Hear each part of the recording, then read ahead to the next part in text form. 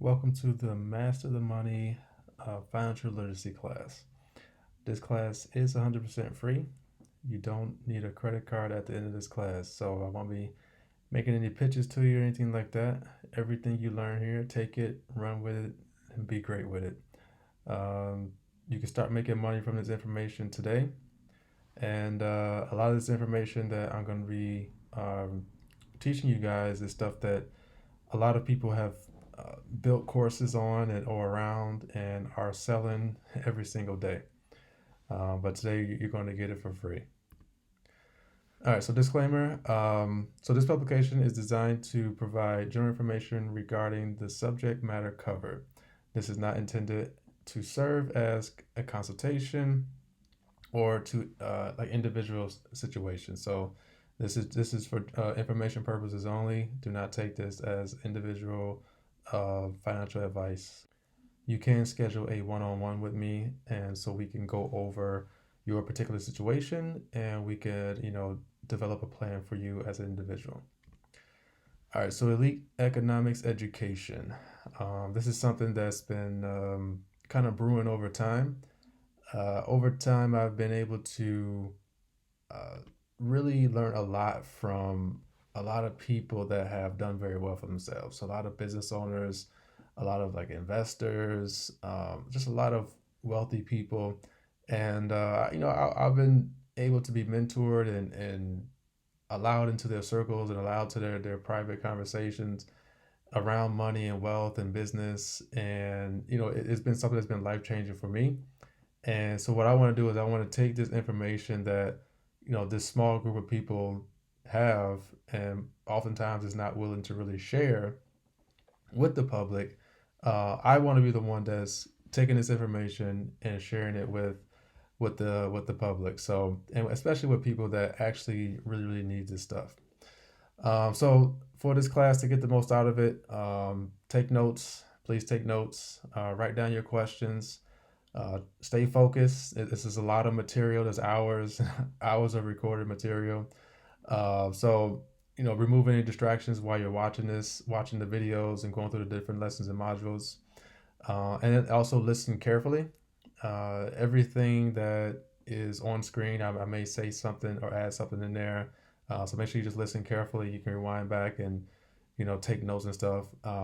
With your questions and any feedback that you have, you can hit me up on Instagram, and just ask me whatever you want to ask me there, or message me there. The class objectives. So today we want to learn the functions of the monetary system, the banking system, how to fix your consumer credit, how lenders want your business set up, how to reduce your monthly expenses, new income streams you can start with today, the Capital Development Foundation, how to get approved for $100,000 in capital. All right, so that's me there. I am a financial or finance consultant. What I do is I consult with people on how to finance things, how to raise capital, how to get financing from banks. That is my specialty, doing helping people with funding and getting their hands on as much money as possible. All right, so for those of you who do not know me, I grew up on the south side of Chicago. I come from a pretty big family, lots of siblings. My parents, they split up when I was really young, and I grew up with my mother. Due to certain circumstances and the environment that I grew up in, I became a very lost, depressed, and child, and developed a lot of low self esteem, and that carried through life for a while. So this led to me, being a troubled child. I got in trouble a lot in school, got suspended all the time. I've got set back, I've got detention all the time. So, and then that they also went into adulthood, and I made a lot of man, a lot of crazy decisions that I looking back now, I just like, man, I don't even know what I was thinking at that time. But yeah, so eventually that led to me being homeless by 21, and so I had no father figures really around, no mentors, no role models or examples of success. Nobody was really looking to help me or to guide me or to really be any type of example or anything like that. So, you know, I just figured like that wasn't for me. Success wasn't for me. Prosperity, a happy life, happiness, all that stuff. I just never thought that stuff was for me. So, and I wasn't really that great of a student. I didn't take education serious. I didn't believe that I was an intelligent person or that I could learn this material and take it and go do something with my life. So I was a very much of a underachiever in school, and by the time I graduated, I had very low testing scores, very low GPA. Um, I tried to attend college, but they when they see my transcripts, they didn't take me serious. I couldn't get financial aid really. They was like, okay, you're gonna need to take out loans. And my parents was like, no, we're not gonna help you do this. We're not gonna put our credit up. We're not gonna give you money. You're just gonna fail and lose our money and mess up our credit. So I was like, okay. So I was pretty much on my own. So eventually, uh, I just was out working, hustling, doing whatever I possibly could, and eventually, I went broke. Ended up homeless for a while, and ended up moving back with my mom. And at that point, man, life was I was really at a really, really, really, really low point. So one day I was just kind of just sitting outside, and I was just thinking like, damn, I went through so much pain and agony in life just to get to this point, and I'm still young, I'm in my early 20s or whatever, but man, I had no clue. And so I was like, you know what? I'm here. I survived everything that I've been through. I'm just gonna try to do something every single day. So I made a commitment to do something every day to better my situation. Um, and I also made another commitment, to not only do something for myself or make something of myself, but to try to be an example or try to pave some type of way for others that were like myself and a lot of other young black men, especially coming from the inner cities or the south side of Chicago, who just felt like they lost, didn't have anything, disregarded, hopeless. So that became my thing. So and part of my purpose. I made many many mistakes. I've had many many many failures in life. And that continued on for a very long time until I really learned the value of mentorship and guidance. Um, Being around other men that were great examples and that I can learn from. So as I learned, I applied the knowledge. I seen major changes to my life in all areas. So mentally, spiritually, physically, a lot has changed in my life since coming in contact with some good men, with some strong men, and learning different things and being around the right environment and becoming the right person. So as my mentors taught me, I taught others. I took it back to whoever would listen. I put it on social media. I did whatever I could to get it out to whoever I thought could possibly use it, and I felt obligated to help others. As much as I could. So um, again, I believe that was like my purpose, part of my life journey, part of my story, and my goal even today is to give you guys what has been given to me, but mostly a lot of this has been earned over time, and it took time to study and build these things up and become someone that was worthy enough to even be accepted by a lot of these individuals that were very very well to do. I'll just put it like that. So I started out working labor jobs. I was doing landscaping. I was working in retail stores at the mall. I worked in restaurants, cleaning, busting tables, and refilling drinks. A lot of labor jobs, factory jobs, temp agencies, a lot of that hard stuff. Did sales jobs. I had a bunch of sales jobs, and that kind of led me into insurance. So I sold life insurance. I sold annuities. I sold, universal policies, things of that nature, and also sold health and accident insurance for employees. So I sold that for company employees. And then from that point, I was afforded the opportunity to get into property management. One of my mentors' friends owns a very, very large property management and development company, and he did him a favor, and by giving me an opportunity to join his company and get training, and that started another career for me in real estate. I was always really interested in real estate. I was never interested in being a realtor, but I was always interested in big money, big sales, something that can accumulate some wealth. And so I did property manager for a while. I did apartment leasing. I was also working with some investors on the side, so like flippers and people who invest in foreclosures and pre foreclosures. I've worked with other companies as far as like you know uh, asset management, as far as in property management, also like rehabbing these large 200 plus unit buildings. And on the side of that, I was introduced to a company that did funding, did capital development, and I was looking for some money myself to get into real estate. And so I was introduced to this company by another real estate investor, and right away I knew like I needed to learn or have this skill that was at this company. And I begged and pleaded for weeks and weeks and weeks. And finally, the CEO of the company allowed me to be his assistant. And so I worked on with him and some of his clients. So any days I had off work, when I would get off work, I would go over there. On weekends, I would go into that office. On weekdays, I would go to the office. And even though like the clerical staff or the sales team or the management staff, like they wasn't at the office, the CEO was always at the office building his business. And I learned a lot from that. And so I was always there with him, helping him build that business and help get that business, keep that business going. Um, he didn't necessarily need me. I mean, he was been in business develop, doing funding for 20 years before me.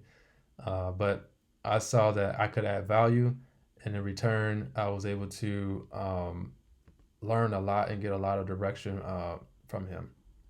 So a lot of people mistake me as a business mentor, a business advisor, a financial advisor, financial planner. Um, I'm not that. I don't do all that stuff. I'm not looking to make budgets for you or tell you how to go invest in the stock market or how to run your business or this, that, and the other.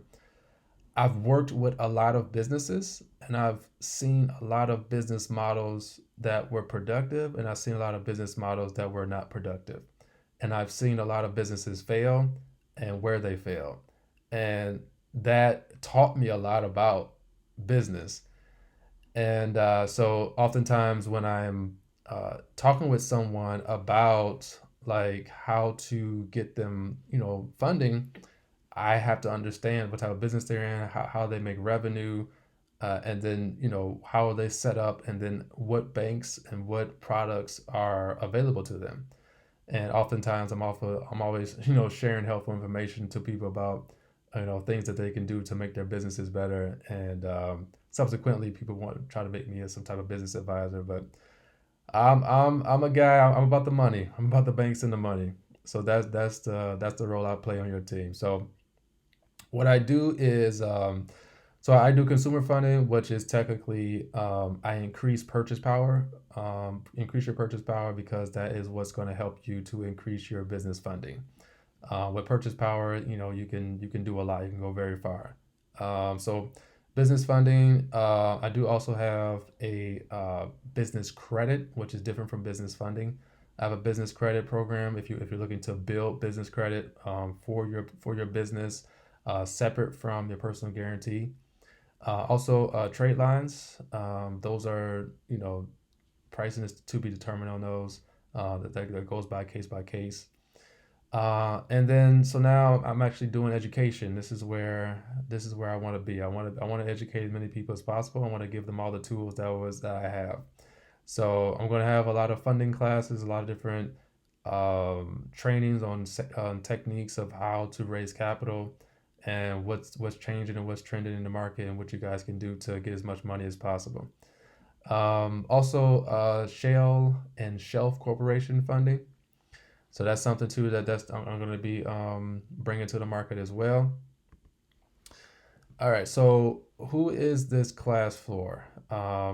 This class is for individuals who feel like they're overwhelmed. They feel like they are stuck or maybe fed up. They need change. They're struggling to make ends meet. Lack of information or direction. Lack of opportunity. You want control over your life, better options for your family. You have dreams, goals, ambitions, things you want to reach, and you need help getting there. You need to get your business off the ground. So you have an idea or you got something structured, and you are struggling to get this thing going, get it off the ground. You just don't know. I run to a lot of people like this. They just kind of taking it day by day, and they just don't know.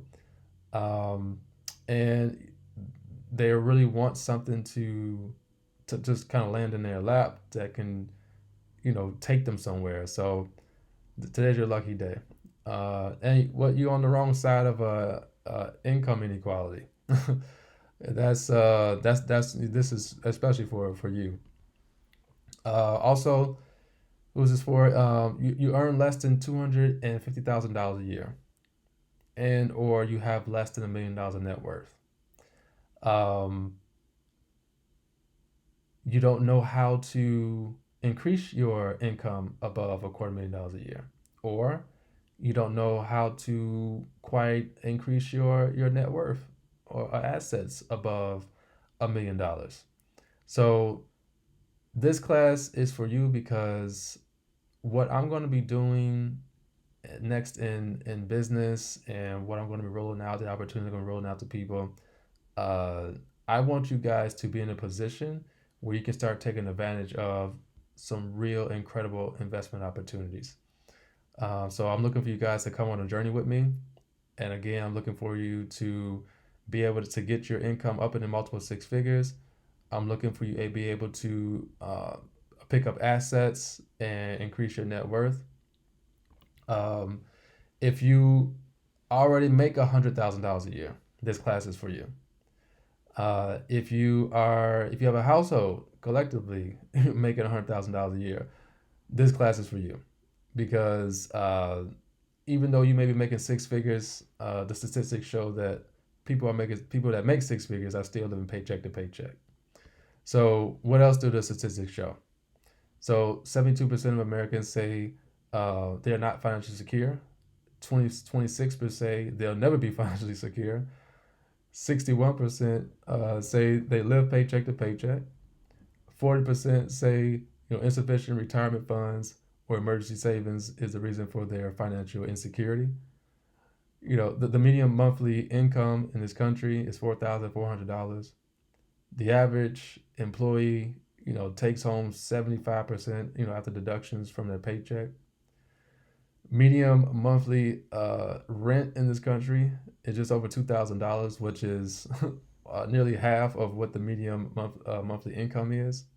So and that's dangerous, man. That's really dangerous, man. So when it comes down to mindset and how we think about money, that has a lot to do with why we don't have money or why we do have money or why we're making money and then can't seem to keep any of it.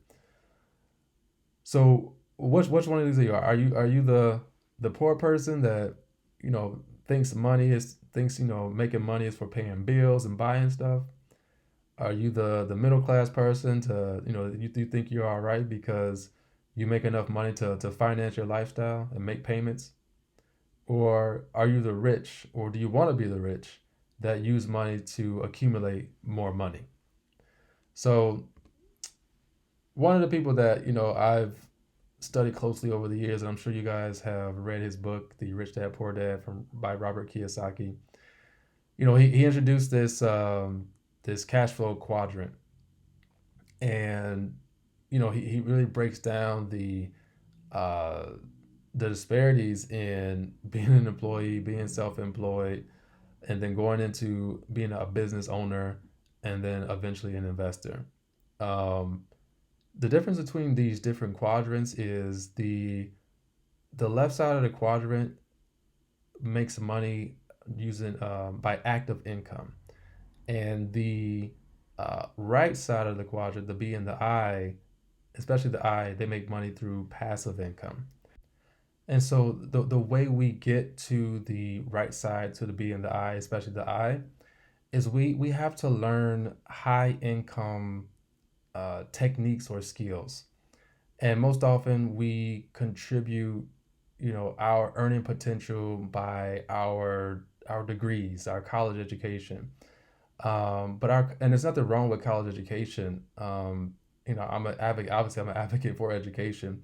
But if we don't have a college education, or we don't have an education period that's teaching us, when we come out of college, to not be the employee, to not be the self-employed small business owner that's the same as an employee, to be that business owner, to be that investor, because there are colleges out here, and these are the top colleges. They are producing the the new multimillionaires. They're producing the new industry leaders. They're producing the technology. They're producing so many different things, and innovators in so many different industries.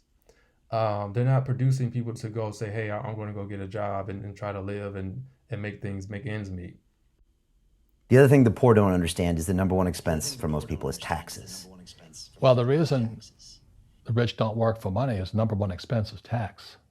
See, there's three kinds of income: earned, portfolio, passive. So earned income is if I get a job, that's earned income. If I'm a doctor or a programmer, that's earned income because I'm working for it.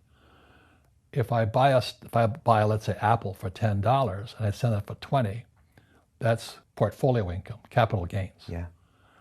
But passive income, which is cash flow, is never taxed. So all these guys are screaming right now in America, tax the rich. I said, good luck. Because most of the guys complaining, they don't know there's three kinds of income. And the rich don't have jobs anyway. They have assets. I like listening to Robert Kiyosaki. I like his philosophy. I like what he has to say, um, because he's really sounding the alarm, and he's really telling the truth. So, and the only problem with that, there's just such a disconnect between his audience and his generation, and my generation, and my peers. All right, so hated him or love him, whether you voted Crips or whether you voted for Bloods, if we're going to see any change in our lives, it's really up to us as individuals to start making some real change. I've been around enough politicians to know what's real and what's not, and what actually changes things. And as far as I've been living, no matter how many different administrations that have been in office, and no matter if it's been Democrats or Republicans, uh, my community has always been on the bottom, deprived, and without. But nonetheless, you know, Trump is probably one of the greatest entertainers I've ever seen, especially on the world stage. And when it comes down to it, he's a huge distraction for the American people, for this country, and for the world. And while people are so fixated on, their feelings about what he said or what he's doing or this, that, and the other, again, um, whether he said or what he's doing, like it doesn't change my bank account.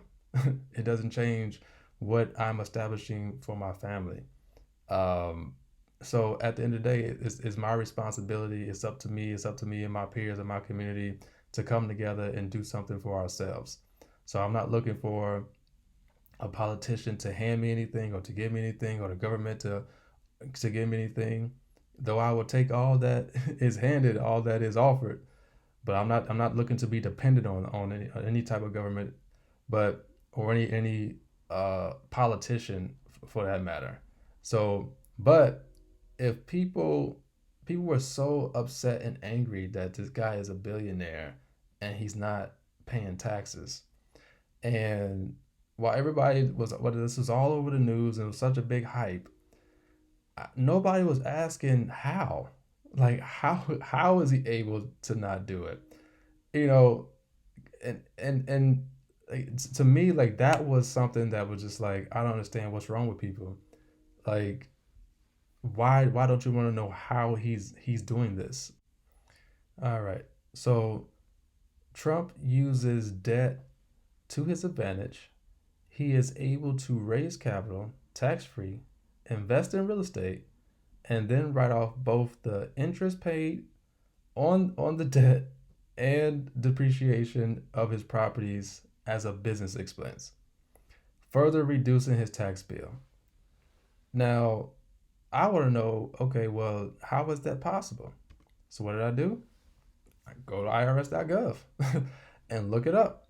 So what Trump is doing and what his tax strategists are doing is the same thing the Democrats do, same thing all Republicans do. Anybody who got some money and got some sense and got some asset, got some real estate, got some businesses going, they all doing the same thing. They all doing the same thing. So don't believe the hype that he's doing something illegal or getting away with something. This is the law published on the a public website of irs.gov. You can go look this stuff up for yourself. And this particular couple of snapshots I took, we're talking about rental properties, real estate, because that's one of his main businesses. And it says that here, rental income is any payment you receive for the use or occupation of property. All right. And so when it comes down to it, okay, what deductions can I take as an owner of rental property? All right. So in here it says these expenses may include mortgage interest, property taxes, operating expenses, depreciation, and repairs. You can deduct ordinary and necessary expenses for managing, for conserving and maintaining your rental property. Necessary expenses are those that are deemed appropriate, such as interest, taxes, advertising, maintenance, utilities, and insurance. You can deduct the costs of certain materials, supplies, repairs, maintenance that you make to your rental property to keep your property in good operating condition. You can deduct the expenses paid by the tenant if they are deductible rental expenses. When you include the fair market value of the property or services in your rental income, you can deduct the same amount as a rental expense. So there's a lot in the U.S. tax code, especially around owning an asset like income real estate. And so that's why most 9 out of 10 people that are wealthy, that are multimillionaires or so on or so forth, they have real estate because this is one of the best asset classes and one of the best vehicles when it comes down to making money, sustaining your wealth, generational wealth, passing wealth on to others, to the next generation. Also learned about land trust as well. If you guys don't know about that, you need to know about land trust. But yeah, real estate has always been one of the best vehicles and asset classes that you can get into. So something to keep in mind as we go through this, as you guys are learning how to make more money and how to raise capital, and you're looking at something to get into to sustain yourself, you should be looking at real estate. You would think that being Magic Johnson, that people say, oh, here's a lot of money. And that wasn't the case. Matter of fact, Magic Johnson worked against me. And they said, oh, we want your picture and your autograph, but we don't want to give you the money. And so I got turned down 7 or 8 times from banks about getting capital because I wanted growth and sustainability. And the only way I could do that is to use other people's money. And so I had a track record of success, too. When I think about all the things I was doing, we made money, but still people were not ready to invest in urban America, in the inner cities of America. But I needed capital to build the 125 Starbucks. And those 8, 9 banks turned me down. So finally, I went up to Sacramento to the pension funds. They turned me down 3 years in a row. But finally, the fourth year, Cal PERS said, okay, I believe in you, so I'm going to give you $50 million. And if you're successful with the 50, you can come back and get 100 more million. And so I invested in a shopping center in the inner cities, bought it for $22 million, 40% occupied, took it up to 100% occupied, resold the center for $48 million, took the $26 million profit up to Sacramento, and they said, oh, I guess you do no business.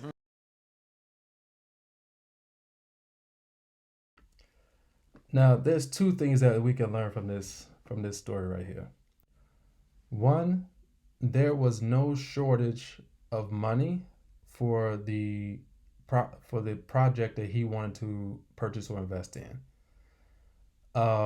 He just didn't know who to go ask for the money. He didn't know where to go. He didn't know who was the proper person or institution to go ask for the money. There is no shortage of money for whatever you want to do. If you want to go buy $100 million retail property or commercial property or office building, there is $100 million waiting for you to go do it. You just have to know who to go ask for it and what they require. And that is the importance of understanding the knowledge that I have as far as understanding the banks, what they have to offer, and what are the lending requirements. So that's something that Magic Johnson was not aware of or wasn't astute of, because he went to go ask all the wrong people for money first. Second thing, before he can go build all them 100 plus Starbucks, he had to go get some experience in commercial real estate. And what he did was he did a value add play where you purchase an underperforming asset and you increase the value of it, not by sprucing up the flowers outside, and by adding marble floors in the lobby. You don't. The way you add value in commercial real estate is not by the kitchen cabinets or the bathroom. Or even by the neighbors. It's about the revenue that asset brings in. And so since he increased the occupancy, he instantly force appreciated the value of the property. And because the occupancy was high, more revenue was coming in, he was able to get a huge return on that property. And that's one of the beautiful things about commercial real estate, is how you can increase the value of it without putting a penny into it. But if you do put money into it, you can increase it even more. But with commercial real estate, it's not dependent upon comps of who sold what in the last 6 months or this, that, and the other. It's really more so based upon what is the revenue that this asset is bringing in, right? So he practiced a couple of my financial laws. And with these two laws, this is what I teach everybody, this is what I tell everybody. If you never break these laws, you will be set financially no matter what. And so the first law is, when you're leveraging money, when you're borrowing money, when you're using a credit card, when you're taking out money from the bank, any type of debt that you are leveraging or that you have, it has to go into something, one, that is going to produce a stream of income that is going to cover the debt service, pay off the debt, and two, it's all going to pay you. All right. So one, it has to pay itself, and two, it has to pay you. So every time you swipe a credit card, every time you go take out a loan, anytime you go purchase something, finance something, your income should be increasing. If you never break these laws, you'll be in a great position financially. So what is active income? Active income is defined as salary earned from specific duties or services rendered according to an agreed task, right? So this is your job, this is salaries, this is hourly, this is tips, this is commissions. This is you working, trading your time for money. That is what active income is. So those of us that have gotten good at active income, it's time to leverage that into passive income. It's time to leverage that into something where we don't have to be trading our our time for dollars. And moving into passive income is money from activities where you have no active or direct involvement. No active or direct involvement. That is key right there. So passive income is actually where we want to be. And when it comes down to it, there's a difference between financial freedom and financial independence. And we can have financial freedom with active income. And financial freedom, in short, just means you are free from financial burden. You can pay your bills. You can go see a movie on Friday if you like. You can go out to dinner.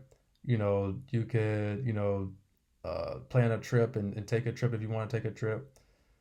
But financial independence, being enough to free one from the necessity of working for a living, not subject to control by others, is the status of having enough income or wealth sufficient to pay one's life expenses or living expenses, for the rest of one's life without having to be employed or dependent on others.